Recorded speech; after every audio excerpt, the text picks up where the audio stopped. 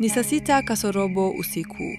Wakati wengi wa wakazi wa Mchongoma wamekwisha kulala, mitandao ya kijamii bado imejaa pilika-pilika. Uchaguzi mkuu unakaribia na ahadi za mabadiliko zimewagawa wananchi katika makundi mawili makubwa ya kisiasa. Kwenye WhatsApp na Facebook, mijadala imepamba moto. Wafuasi wa pande tofauti wanatupiana maneno makali, kila mmoja akitetea upande wake kwa nguvu zote. Wengi wao hawatumii majina yao halisi, badala yake wamejificha nyuma ya lakabu na akaunti za siri, jambo linalowapa ujasiri wa kusema chochote bila kujulikana. Miongoni mwa wanaoshiriki na kufuatilia mijadala hiyo ni Mulika. Ingawa katika maisha ya kawaida anajulikana kwa jina hilo, mtandaoni hutumia jina la Mizani.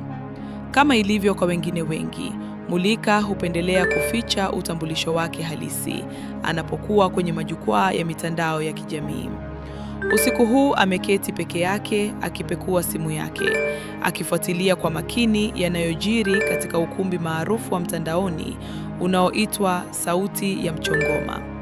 Kila anapoteremsha jumbe chini, anakutana na mabishano mapya, shutuma mpya na maoni yanayoonyesha jinsi uchaguzi huo ulivyozidi kuchochea hisia za wananchi.